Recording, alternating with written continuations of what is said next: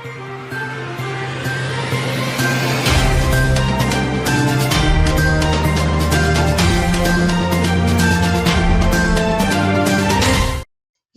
முக்கிய நிகழ்வுகள். காரைக்காலில் பழைய மரகுடோனில் பயங்கர தீ விபத்து. தீயை கட்டுப்படுத்த தீயணைப்பு வீரர்கள் தீவிரம்.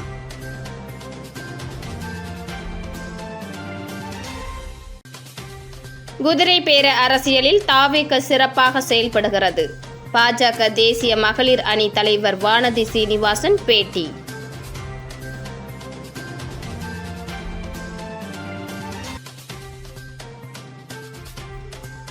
மேகதாது அணை கட்ட ஒரு செங்கல்லை கூட எடுத்து வைக்க விடக்கூடாது. சட்டமன்ற உறுப்பினர் சௌமியா அன்புமணி பேட்டி.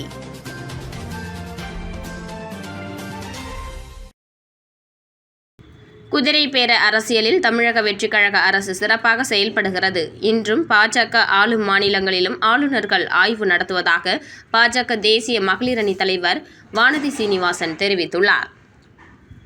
புதுச்சேரியில் டாக்டர் சியாமா பிரசாத் முகர்ஜியின் பிறந்தநாளை முன்னிட்டு பாஜக தலைமை அலுவலகத்தில் அவரது உருவப்படத்திற்கு தேசிய மகளிர் அணி தலைவி வானதி சீனிவாசன் மலர்தூவி மரியாதை செலுத்தினார். பின்னர் செய்தியாளர்களை சந்தித்த அவர் புதுச்சேரி அரசியல் நிலவரம், மேகதாது அணை விவகாரம், ஆளுநரின் ஆய்வு, தமிழக அரசின் செயல்பாடுகள் உள்ளிட்ட பல்வேறு முக்கிய பிரச்சினைகள் குறித்து கருத்து தெரிவித்தார். புதுச்சேரியில் தேர்தல் முடிவுகள் வெளியாகி 60 நாட்கள் கடந்தும் அமைச்சர்களுக்கான இலாக்காக்கள் முழுமையாக ஒதுக்கப்படாதது உண்மைதான் என குறிப்பிட்ட வானதி சீனிவாசன் இதுகுறித்து கூட்டணி கட்சி தலைவர்கள் தொடர்ந்து பேசி வருவதாகவும் இறுதி முடிவை முதலமைச்சரே எடுக்க வேண்டும் என்றும் தெரிவித்தார். தமிழகத்தில் திமுக ஆட்சி காலத்தில் பெண்களுக்கு எதிரான குற்ற செயல்கள் அதிகமாக இருந்ததாக குற்றம் சாட்டிய அவர் தற்போது தமிழக வெற்றிக் கழக ஆட்சியிலும் அதே நிலை தொடர்வதாக விமர்சித்தார். பெண்களின் பாதுகாப்பை உறுதி செய்வதில் எவ்விதமான மாற்றமும் ஏற்படவில்லை என்றும், தூய சக்தி, சிங்கப்பெண் போன்ற பெயர்களும் முழக்கங்களும் மட்டுமே உள்ளன. ஆனால் பெண்கள் பாதுகாப்பாக உணரும் சூழல் உருவாகவில்லை என்றும் கூறினார்.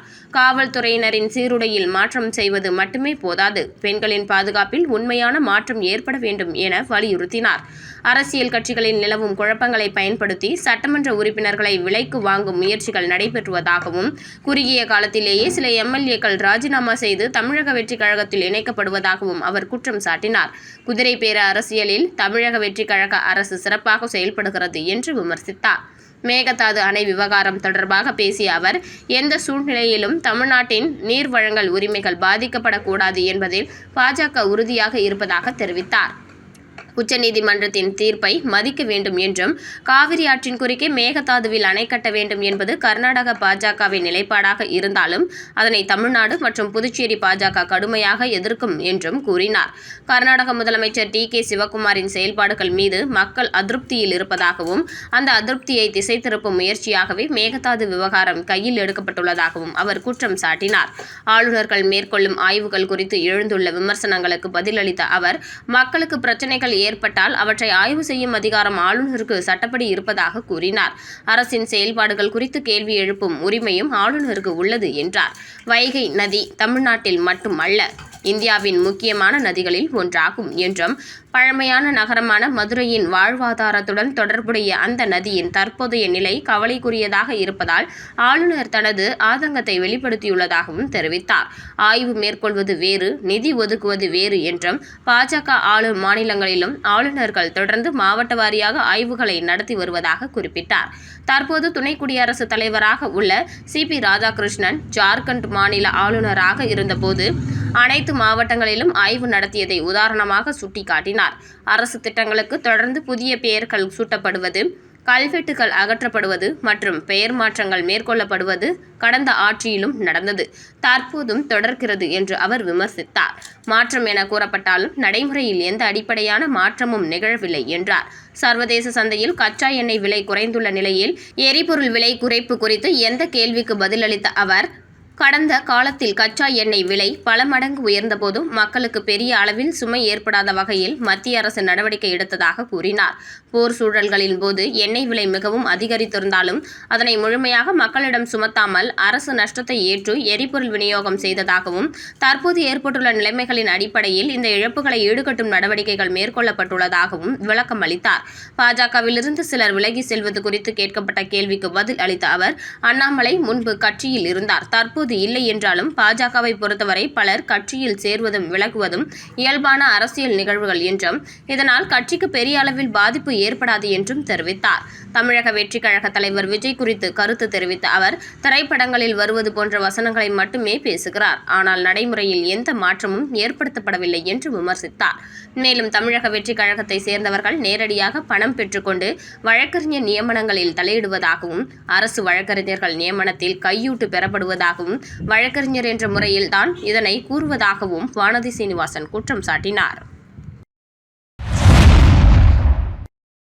மேகதாது அணை கட்டுவதற்கு ஒரு செங்கல்லை கூட எடுத்து வைக்க நாம் அனுமதிக்க கூடாது என்றும், மேகதாது குறுக்கே கர்நாடகா அணை கட்டும் பட்சத்தில் தமிழ்நாடு மக்கள் வஞ்சிக்கப்படுவார்கள் என சௌமியா அன்புமணி தெரிவித்துள்ளார். புதுச்சேரி அருகே தவளக்குப்பம் பகுதியில் உள்ள தனியார் விடுதியில் ரோட்டரி சங்கம் சார்பில் நலத்திட்ட உதவிகள் வழங்கும் நிகழ்ச்சி நடைபெற்றது. இதில் தருமபுரி தொகுதி சட்டமன்ற உறுப்பினரும் பசுமை தாயகம் அமைப்பின் தலைவருமான சௌமியா அன்புமணி சிறப்பு விருந்தினராக கலந்து கொண்டு பல்வேறு தரப்பு மக்களுக்கு நலத்திட்ட உதவிகளை வழங்கினார். நிகழ்ச்சிக்கு பிறகு செய்தியாளர்களை சந்தித்த சௌமியா அன்புமணி கூறியதாவது, கரம் கோர்ப்போம் காவிரி காப்போம் என்ற தலைப்பில் பிலிகுண்டுலுவில் இருந்து பூம்புகார் வரை அன்புமணி ராமதாஸ் நடைப்பயணம் மேற்கொண்டு வருகிறார். வழக்கமாக ஒவ்வொரு ஆண்டும் ஜூன் 12ஆம் தேதி குறுவை சாகுபடிக்காக மேட்டூர் அணை திறக்கப்படும். ஆனால் இந்த ஆண்டு மேட்டூர் அணை திறக்கப்படாத நிலை ஏற்பட்டுள்ளது. பொதுவாக இந்த காலகட்டத்தில் மேட்டூர் அணையில் குறைந்தபட்சம் 80 TMC அளவுக்கு தண்ணீர் இருக்கும். தற்போது 40 TMCக்கும் குறைவாக இருப்பதால் விவசாயத்திற்காக தண்ணீரை திறக்க முடியாத சூழல் உள்ளது.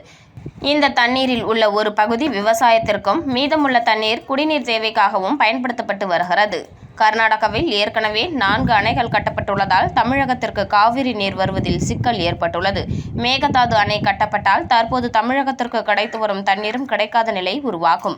ஏற்கனவே கர்நாடகாவில் கட்டப்பட்டுள்ள அணைகள் மூலம் சுமார் 119 TMC அளவுக்கு தண்ணீரை சேமிக்க முடிகிறது. காவிரி ஆற்றின் குறுக்கே கர்நாடகா புதிய அணை கட்டக்கூடாது என்று உச்சநீதிமன்றம் கூறிய பிறகும் அது குறித்து விவாதிக்க ஆணையம் அமைப்பதன் அவசியம் என்ன என்பதே எங்களது கேள்வி. மேகதாது அணை கட்டுவதற்கு ஒரு செங்கலை கூட எடுத்து வைக்க அனுமதிக்க கூடாது என்றார்.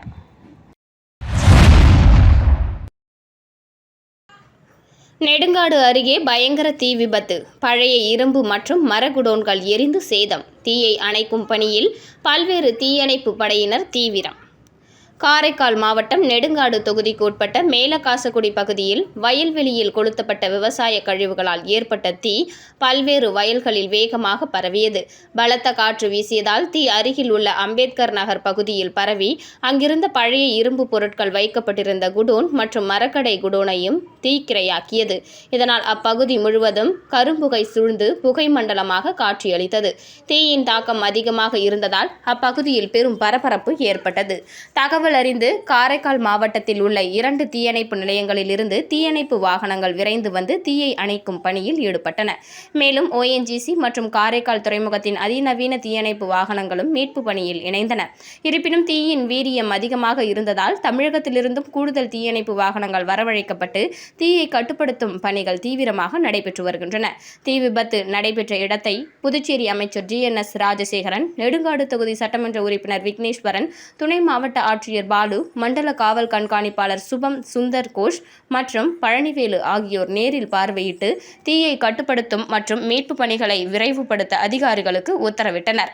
மேலும் தீ விபத்து காரணமாக ஏற்பட்ட அடர்ந்த புகை மற்றும் பாதுகாப்பு முன்னெச்சரிக்கை நடவடிக்கையாக நெடுங்காடு மற்றும் சுற்றுவட்டார பகுதிகளில் உள்ள பள்ளிகளுக்கு மதியத்திற்கு பிறகு விடுமுறை அளிக்க அமைச்சர் GNS ராஜசேகரன் உத்தரவிட்டதாக அதிகாரிகள் தெரிவித்தனர். காரைக்காலில் இருந்து நெடுங்காடு வழியாக கும்பகோணம் செல்லும் வழித்தடத்தில் தீ விபத்து காரணமாக போக்குவரத்து பாதிக்கப்பட்டுள்ளது. தீயை முழுமையாக கட்டுப்படுத்தும் பணிகள் தொடர்ந்து நடைபெற்று வருகின்றன. தீ விபத்தால் ஏற்பட்ட சேதம் குறித்த முழுமையான விவரங்கள் பின்னர் தெரியவரும். புதுச்சேரி அருகே அமைந்துள்ள பஞ்சவடி ஆஞ்சநேயர் கோவிலில் வருடாபிஷேக விழா சிறப்பாக நடைபெற்றது. நூற்றுக்கணக்கான பக்தர்கள் கலந்து கொண்டு 36 அடி உயரம் கொண்ட ஆஞ்சநேயரை தரிசனம் செய்தனர். திண்டிவனம் புதுச்சேரி நெடுஞ்சாலையில் அமைந்துள்ள பஞ்சவடி ஆஞ்சநேயர் கோவிலில் கும்பாபிஷேக நாளை முன்னிட்டு வருடாபிஷேக விழா சிறப்பாக நடைபெற்றது. கோவில் வளாகத்தில் அமைந்துள்ள வலம்புரி மகா கணபதி பட்டாபிஷேக ராமச்சந்திரமூர்த்தி வெங்கடாச்சலபதி அபிஷேகம் செய்யப்பட்டது. தொடர்ந்து கோவிலின் மூலவரான 36 அடி உயர ஆஞ்சநேயருக்கு பால், பன்னீர், சந்தன அபிஷேகம் செய்யப்பட்டது. அர்ச்சகர்களால் யாகசாலையிலிருந்து புனித நீர் எடுத்து வரப்பட்டு பக்தர்களுக்கு வழங்கப்பட்டது. வருடாபிஷேக விழாவை முன்னிட்டு விழுப்புரம் மாவட்டம் மட்டுமல்லாது புதுச்சேரியிலிருந்து நூற்றுக்கணக்கான பக்தர்கள் கலந்து கொண்டு ஆஞ்சநேயரை தரிசனம் செய்தனர்.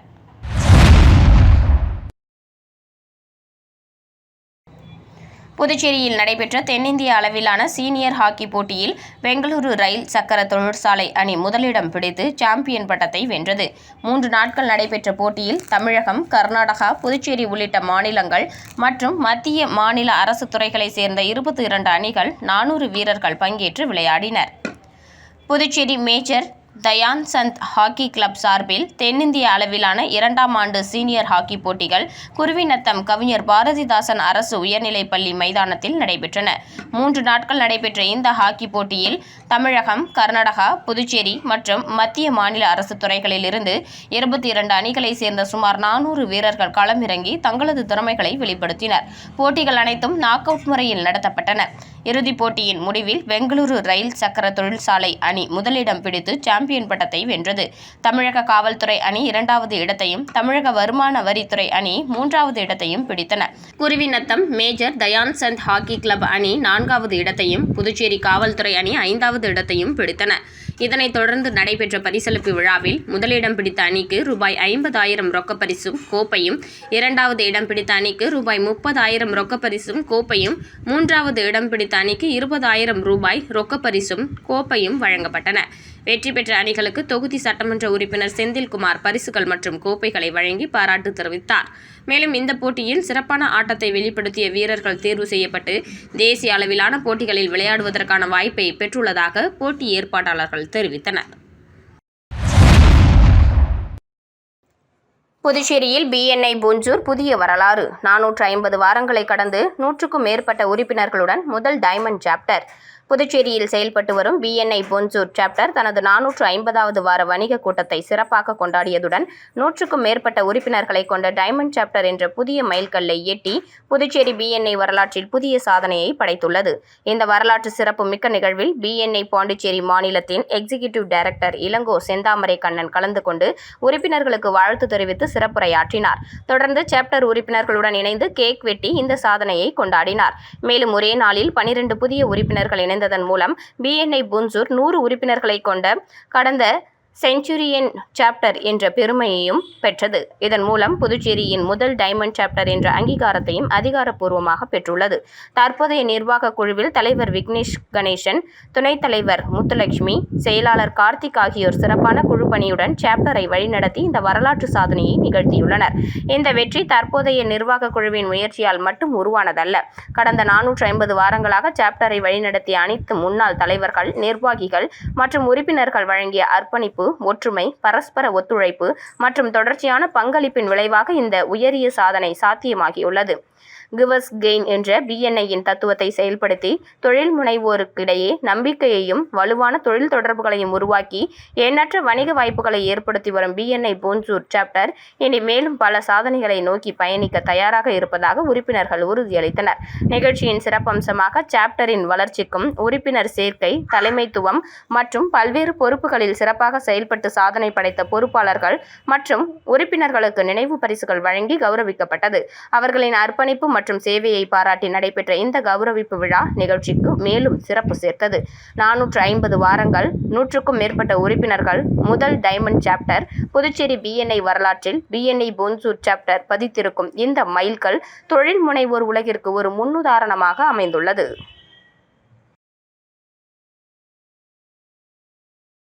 விளம்பர இடைவேளைக்கு பிறகு செய்திகள் தொடரும். சம்மர் டென்ஷன் எதுக்கு? தனம் சேல் சென்டர் இருக்கு. சம்மர் டென்ஷன் எதுக்கு? தனம்ல ஏசி வாங்கி சம்மரை சில் பண்ணுங்க. தனம் சேல் சென்டர், காமராஜ் சாலை, பாண்டிச்சேரி. செய்திகள் தொடர்கின்றன. வறுமை கல்வியை முடக்கலாம், ஆனால் விடாமுயற்சியை அல்ல. நீட் தேர்வில் சாதனை படைத்தும் போதிய பொருளாதார வசதி இல்லாததால் மருத்துவக் கல்லூரியில் சேர முடியாமல் தவித்தார்கள் புதுச்சேரி கோர்க்காடு பழங்குடியின மாணவி சித்ரா மற்றும் கரிக்கலாம்பாக்கம் மாணவர் ராஜகுரு ஆகியோரின் சூழ்நிலையை அறிந்த காரணமே மாணவியின் இல்லத்திற்கே நேரில் சென்ற லட்சிய ஜனநாயக கட்சி தலைவரும் சட்டமன்ற உறுப்பினருமான ஜோஸ் சார்லஸ் மார்டின் கல்லூரி படிப்பிற்காக ரூபாய் 1.50 லட்சத்திற்கான காசோலையை வழங்கினார். பொருளாதார சுமையை குறித்து எந்தவித கவலையும் கொள்ளாமல் நன்றாக படித்து மருத்துவர் ஆக வேண்டும் என உறுதி வாழ்த்து கூறினார்.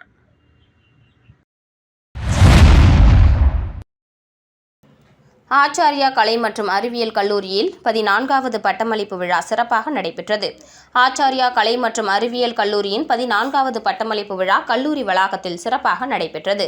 இவ்விழாவில் புதுவை பல்கலைக்கழகத்தின் துணைவேந்தர் முனைவர் பேராசிரியர் பிரகாஷ் பாபு சிறப்பு விருந்தினராக கலந்து கொண்டு 800க்கும் மேற்பட்ட மாணவ மாணவியருக்கு பட்டங்களை வழங்கி சிறப்புரையாற்றினார். விழாவிற்கு ஆச்சாரியா கல்விக் குழுமத்தின் மேலாண் இயக்குநர் முனைவர் அரவிந்தன் தலைமை வகித்து பட்டமளிப்பு விழாவை துவக்கி வைத்தார்.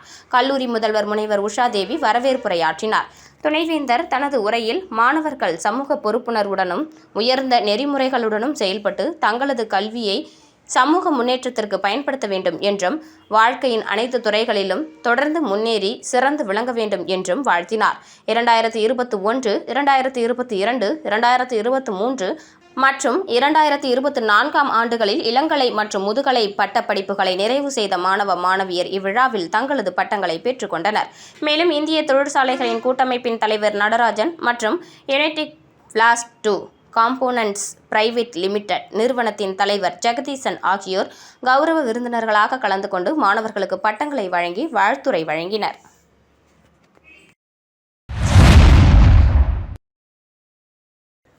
பாஜக ஸ்தாபகர் டாக்டர் ஷியாமா பிரசாத் முகர்ஜியின் 125வது ஜெயந்தி. அமைச்சர் GNS ராஜசேகரன் மலர் தூவி மரியாதை. பாரதிய ஜனதா கட்சியின் ஸ்தாபகரும் சிறந்த கல்வியாளரும் முன்னாள் மத்திய அமைச்சருமான டாக்டர் ஷியாமா பிரசாத் முகர்ஜியின் 125வது ஜெயந்தி விழா இன்று நாடு முழுவதும் கொண்டாடப்பட்டது. இதனை முன்னிட்டு காரைக்கால் மாவட்ட பாஜக சார்பில் திருநள்ளாற்றில் உள்ள புதுச்சேரி அமைச்சர் GNS ராஜசேகரன் அலுவலகத்தில் நடைபெற்ற நிகழ்ச்சியில் டாக்டர் ஷியாமா பிரசாத் முகர்ஜியின் திருவுருவ படத்திற்கு அமைச்சர் GNS ராஜசேகரன் மாலை அணிவித்து மலர் தூவி மரியாதை செலுத்தினார். இதனைத் தொடர்ந்து பொதுமக்களுக்கு இனிப்புகள் வழங்கப்பட்டு டாக்டர் ஷியாமா பிரசாத் முகர்ஜியின் தேசப்பணி மற்றும் நாட்டின் ஒற்றுமைக்காக அவர் ஆற்றிய பங்களிப்புகள் நினைவு கூறப்பட்டன. இந்த நிகழ்ச்சியில் பாஜக தொகுதி தலைவர் பாலமுருகன், தொகுதி இளைஞர் அணி தலைவர் பன்னீர்செல்வம், கட்சி நிர்வாகிகள், தொண்டர்கள் மற்றும் ஏராளமான பாஜகவினர் கலந்து கொண்டு டாக்டர் ஷியாமா பிரசாத் முகர்ஜியின் திருவுருவப் படத்திற்கு மலர் தூவி மரியாதை செலுத்தினர். கடுமையான கோடைக்காலம் மற்றும் சுட்டெரிக்கும் வெயிலின் தாக்கத்தால் காமராஜ் நகர் தொகுதி மக்கள் எந்தவித இடையூறுமின்றி சுத்தமான குடிநீரை பெற வழிவகை செய்யப்பட்டுள்ளது. இந்த வெயில் காலத்தில் தொகுதி மக்கள் அனைவருக்கும் பாதுகாப்பான சுத்திகரிக்கப்பட்ட குடிநீர் தடையின்றி கிடைக்க வேண்டும் என்பதை லட்சியமாக கொண்டு LJK தலைவரும் தொகுதி சட்டமன்ற உறுப்பினருமான ஜோஸ் சார்லஸ் மார்டின் MLA முதற்கட்டமாக புதிய அதிநவீன RO குடிநீர் சுத்திகரிப்பு நிலையத்தை அமைத்து பொதுமக்களின் பயன்பாட்டிற்காக திறந்து வைத்துள்ளார். திருபுவனை தொகுதியில் 61 பயனாளிகளுக்கு வீடு கட்டும் முதல் தவணை நிதிக்கான ஆணைகளை சட்டமன்ற உறுப்பினர் சாய் சரவணகுமார் வழங்கினார். புதுச்சேரி மாநிலம் திருபுவனை சட்டமன்ற அலுவலகத்தில் குடிசை மாற்று வாரியம் சார்பில் வீடு கட்டும் பயனாளிகளுக்கு முதல் தவணை நிதியை பெறுவதற்கான ஆணைகள் வழங்கும் நிகழ்ச்சி நடைபெற்றது. நிகழ்ச்சியில் திருபுவனை சட்டமன்ற உறுப்பினர் சாய் சரவணகுமார் திருபுவனை தொகுதியைச் சேர்ந்த 61 பயனாளிகளுக்கு குடிசை மாற்று வாரியத்தின் காமராஜர் கல்வீடு கட்டும் திட்டம் மற்றும் பிரதம மந்திரி ஆவாஸ் யோஜனா திட்டத்தின் கீழ் வீடு கட்டும் பயனாளிகளுக்கு முதல் தவணை நிதியாக தலா ரூபாய் 1 லட்சம் பெறுவதற்கான ஆணைகளை வழங்கினார். அப்போது பேசிய அவர், அரசு வழங்கும் வீடு வசதி திட்டங்களை முழுமையாக பயன்படுத்தி பயனாளிகள் தங்களது சொந்த வீட்டு கனவை விரைவில் நனவாக்கி வீடு கட்டும் பணிகளை விரைந்து நிறைவு செய்ய வேண்டும் என்று வாழ்த்து தெரிவித்தார். இந்த நிகழ்ச்சியில் குடிசை மாற்று வாரிய இளநிலை பொறியாளர் பாஸ்கர், ஏரியா இன்ஸ்பெக்டர் வெங்கடேசன், திருபுவனை தொகுதி தமிழக வெற்றி கழக நிர்வாகிகள், பொதுமக்கள் மற்றும் பயனாளிகள் திரளாக கலந்து கொண்டனர்.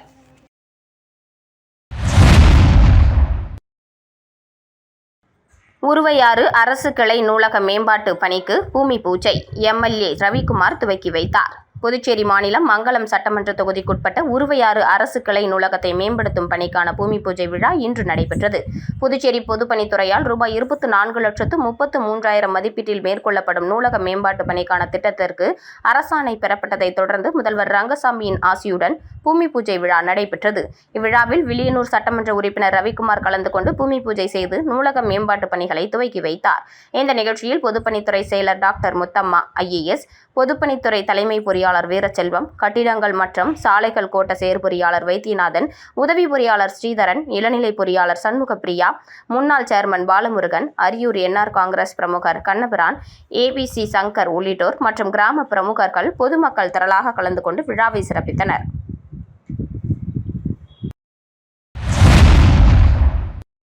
வில்லியனூரில் பாஜக தொகுதி தலைவர் தாமரை செல்வம் தலைமையில் டாக்டர் ஷியாமா பிரசாத் முகர்ஜியின் 125வது பிறந்தநாள் விழாவினை முன்னிட்டு பொதுமக்களுக்கு இனிப்புகள் வழங்கி கொண்டாடப்பட்டது.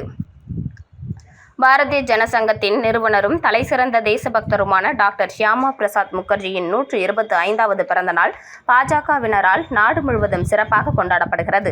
நவீன இந்தியாவின் ஒற்றுமைக்கும் தேச வளர்ச்சிக்கும் அவர் ஆற்றிய அரும்பணிகளை போற்றி பாஜக தலைவர்கள் மற்றும் தொண்டர்கள் அவரது திருவுருவப் படத்திற்கு மாலை அணிவித்து மரியாதை செலுத்துகின்றனர்.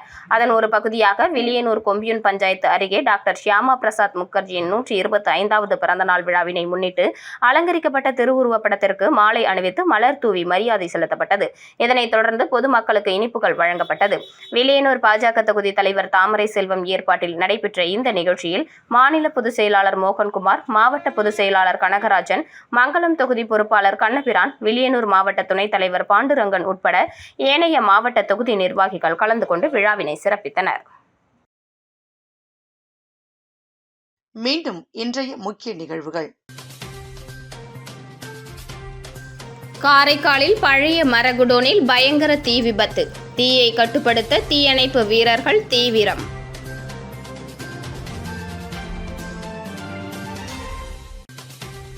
குதிரை பேர அரசியலில் தாவேக சிறப்பாக செயல்படுகிறது. பாஜக தேசிய மகளிர் அணி தலைவர் வானதி சீனிவாசன் பேட்டி.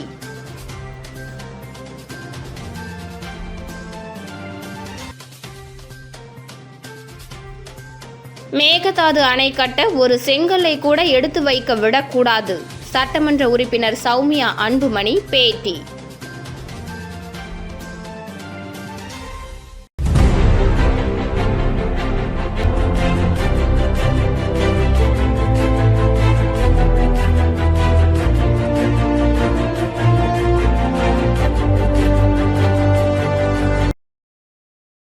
செய்திகளை உடனுக்குடன் தெரிந்து கொள்ள மெட்ரோ யூடியூப் சேனலை சப்ஸ்கிரைப் செய்யவும்.